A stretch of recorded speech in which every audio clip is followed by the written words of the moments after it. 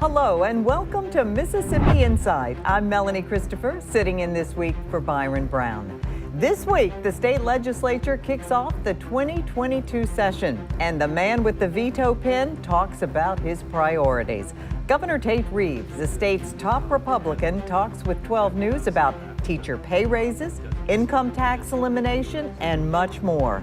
And the state's powerful Democratic Congressman Bennie Thompson talks with Byron Brown about the January 6th Commission, Build Back Better, and redistricting. Hear his response to the governor's criticism this Sunday on Mississippi Insight.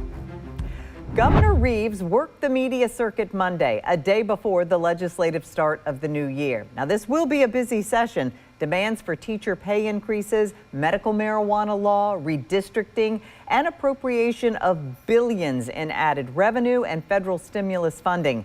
They're all on the table as we wind through the early months of 2022. Tate Reeves has his own ideas about what should be done with that money. He put out an executive budget recommendation toward the end of last year. But while the governor says he supports a new teacher pay hike, his EBR has nothing to say about such an increase. Here's what he had to say Monday. Here it is, the first Monday of 2022, and we're seeing the rise in COVID cases. How are you prepared to handle that? How concerned are you, and what is your plan of operation? Well, we're always concerned. We met with our team of docs last week, Dr. Dobbs and his entire team, late last week, and you know it's hard to believe, but it was only 2.5 weeks ago that we still had an average 7-day case count of about 200 cases a day. I think probably after today that'll go up over 4,000. We'll be at our highest number of cases that we've been at throughout the pandemic. That's the bad news, is the case numbers are way up. The good news is, as was projected out of South Africa, it doesn't seem that this particular variant is as severe as some of the previous ones. It doesn't seem to attack your lungs quite as bad. And obviously we come into it with some 1.6 million Mississippians that are vaccinated, and so there's a smaller pool of those individuals that are most vulnerable. So we're monitoring the hospital situation very closely. We had less than 200 Mississippians in the hospital 2.5 weeks ago. We got well over 500 today, and those numbers are going up. And so we think the next couple of weeks could be challenging, and we're working closely to monitor that. And should we need to take action, we will. We're not going to have mandates. We're not going to shut down businesses. We're not going to do those things. But we are going to monitor and make sure we protect the integrity of our healthcare system. Speaking of healthcare system, the nursing shortage, we had it before, we're seeing it again. Can lawmakers help with that? Is there anything that you can do with the legislative session starting tomorrow? Can something be done? Well, let me say this. It's a long-term challenge, and it's a challenge that is not unique to Mississippi. I don't know if you saw the governor of Maryland on TV, I believe it was yesterday, talking about you can't create new nurses, you can't create new doctors overnight. And so we certainly need to continue to invest in growing the size of the medical school class, the size of the number of nurses that we have in Mississippi. It's a long-term challenge, but the thing that we know is that our population is aging. Our population is getting older, and as our population gets older, there are going to be more and more healthcare needs, and we're going to need more and more healthcare workers in the future. And so I want to continue to increase and find ways to incentivize more people going into the healthcare space because the jobs tend to pay more than average wages, and particularly in small communities. And but look, the shortage of nurses is true not only at our hospitals, it's also true at our nursing homes. It's also true, by the way, at the Department of Health and the Department of Mental Health, where we employ a number of nurses, and we're trying to find ways to improve that as well. I don't think the legislature should utilize federal money to pick winners and losers within that. I think we need to make sure, if we're going to incentivize and reward those healthcare heroes, and they are in fact healthcare heroes, we need to do it across the board. We don't need to pick and choose which ones we do. Teacher pay. you prepared to propose or endorse a new pay raise for teachers this session? I'm a big proponent of raising teacher salaries in Mississippi. I've proposed $4,300 increase over the 4-year period. The legislature enacted the first 1,000 last year. I hope we can see a significant move forward with respect to that. But let me tell you the reason I'm for it. I believe in rewarding success. If you look at the improved educational outcomes of Mississippi over the last 10 years, quite frankly, it's amazing what's happened. High school graduation rates obviously have gone from 72% to 87.5% over that time frame. Mississippi actually has a better high school graduation rate than the national average. If you look at 4th grade reading results, 4th grade reading on our nation's report card, the NAEP test, Mississippi was 49th in the nation 10 years ago. Last year we were 29th in the nation. 2019, Mississippi was the only state in America that actually improved year over year. We ought to reward those teachers who are doing great things. You know, there are teachers in other parts of the country that even today are trying to find ways to not go back in the classroom.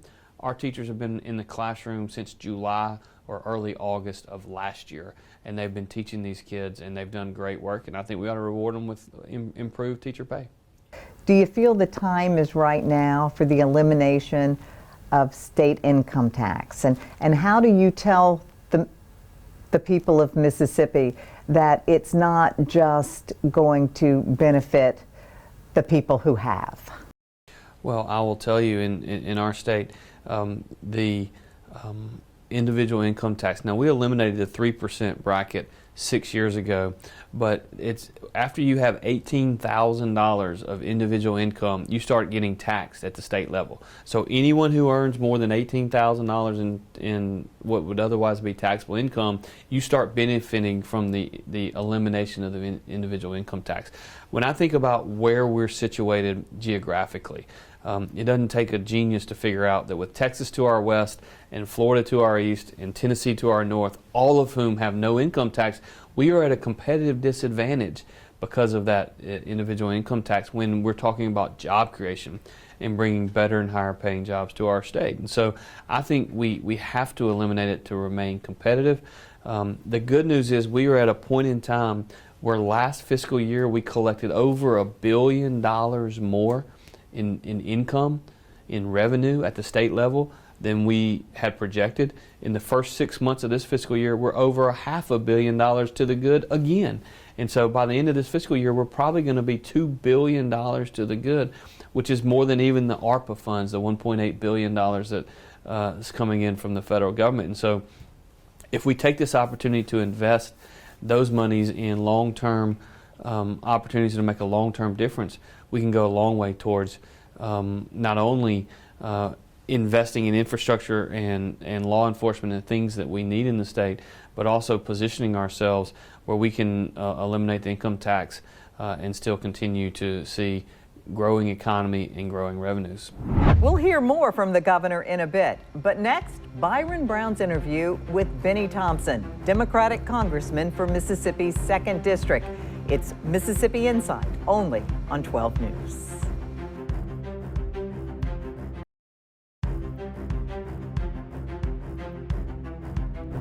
Bennie Thompson and his fellow congressional Democrats have tough challenges ahead of them in 2022.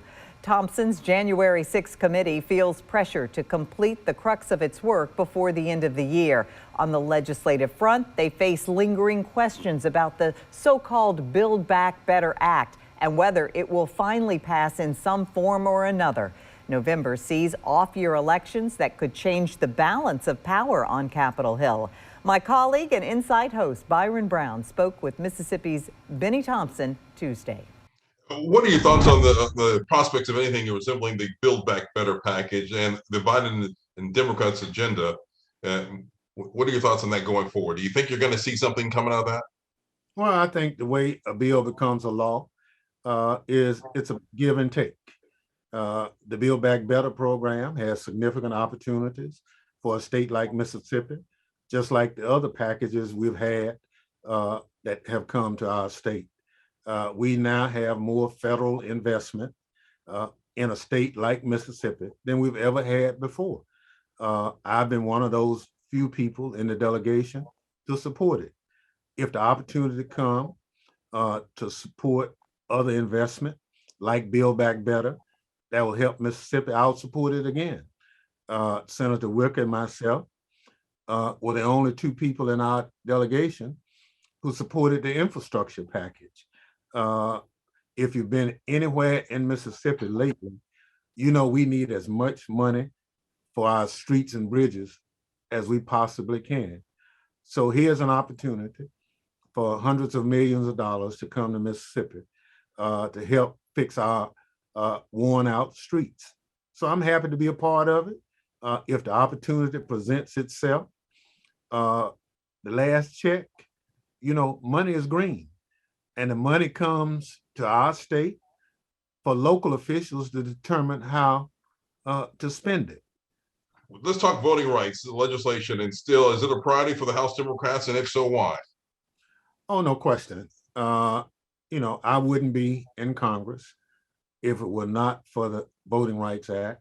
A lot of people who are elected in the state of Mississippi in the South would not be elected had it not been for the Voting Rights Act. It's been a good big legislation. That opportunity to have federal oversight on how we conduct our elections is important. What you've seen in the last year tells me that that legislation is needed more than ever. We are now seeing in selected locations people doing away with voting precincts. We're now saying if you stand in line and somebody gives you water while you stand in line, you have broken the law.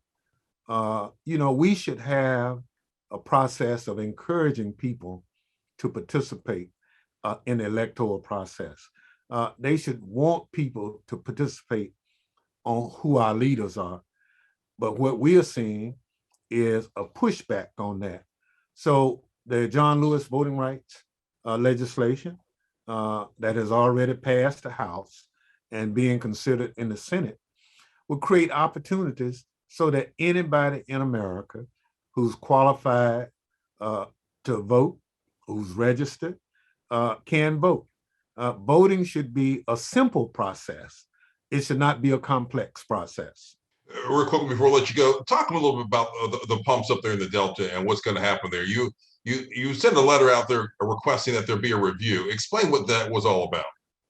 Well, that review I requested just was simple, that to make sure that the approvals met all the federal requirements.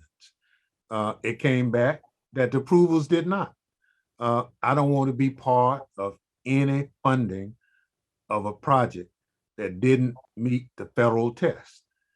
If the tests for the pumps meet federal requirements, then I'll support it. I've written letters in support of it, but when it came to my attention that the Trump administration on its way out the door skirted the federal law to approve the pumps, then that's why I asked for it to be reviewed.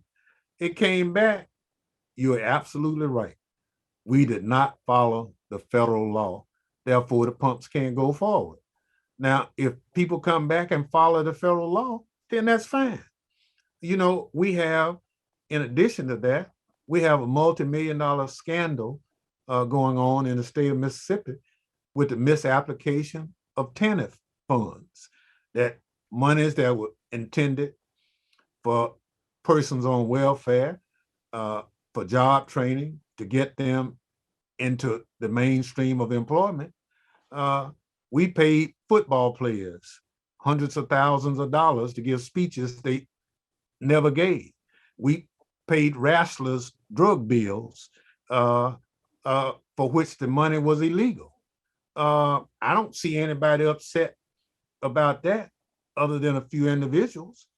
But so we have to manage the federal dollars, just like those monies were spent illegally on paying those exorbitant fees. I don't want to be part of a plan to spend over $500 million illegally. If people want to come around the table and say, how do we make this project fundable and meet the existing federal law, then Bennie Thompson want to be a part of it. but I don't want my name attached to anything that's illegal. After the break, Congressman Thompson responds to Governor Reeves' criticism. Two Mississippi statesmen square off when Mississippi Insight continues.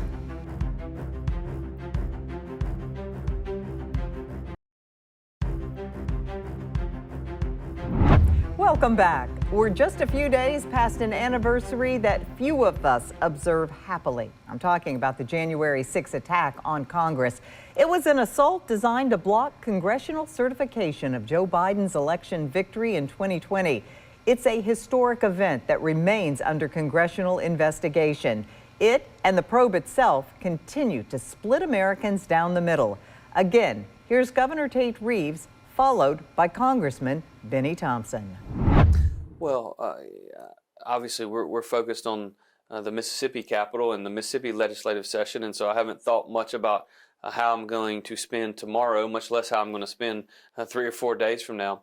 But I will say this, there is no place for violence in the political sphere, in the political realm.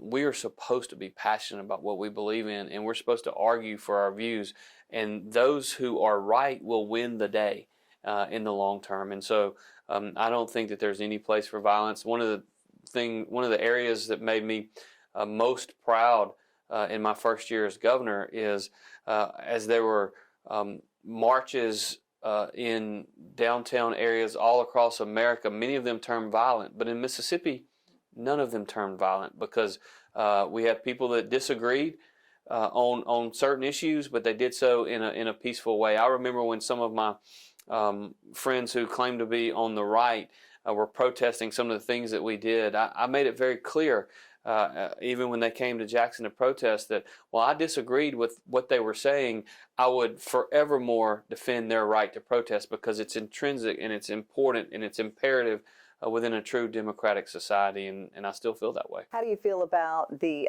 bipartisan select committee led by Congressman Thompson that's investigating the attacks? Well, I don't think there's any partisan about the select committee. Congressman Thompson is clearly on a witch hunt, and he is doing what Congressman Thompson has always done his entire political career. He's very, very partisan about this, and he's making it clear that's his approach, and that's his prerogative. It hasn't changed in his nearly 30 years in Congress, and I don't expect that those partisan ways are going to change anytime soon. Governor Reeves has been very critical of the January 6th committee. Your thoughts on the governor's criticism?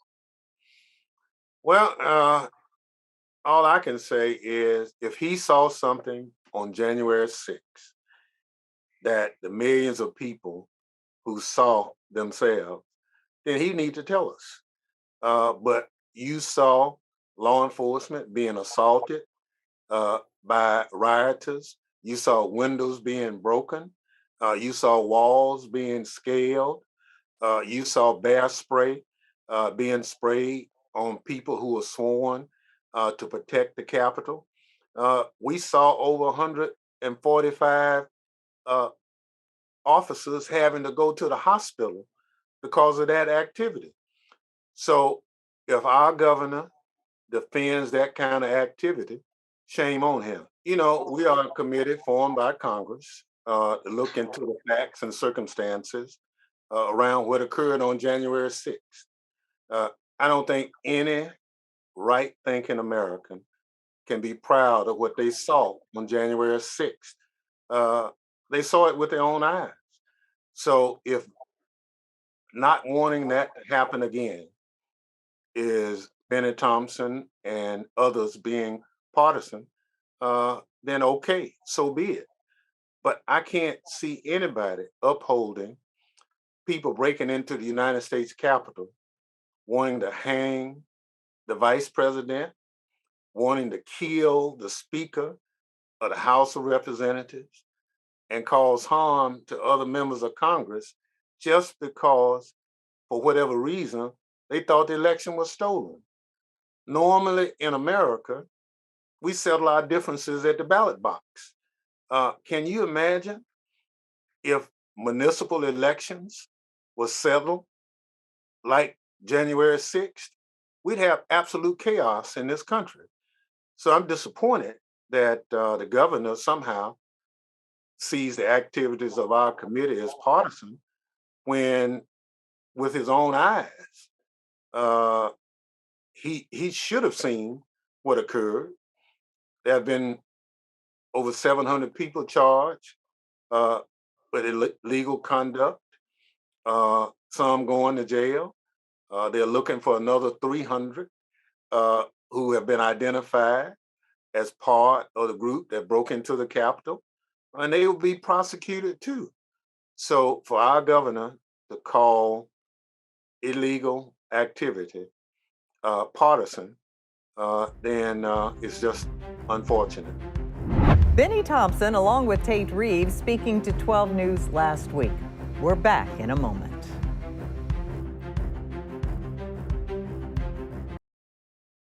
We want to thank Governor Tate Reeves and Congressman Bennie Thompson for joining us this week. We'll be back next weekend with more of the political and current affairs coverage that you demand. I'm Melanie Christopher. From all of us here at 12 News, make it a great weekend.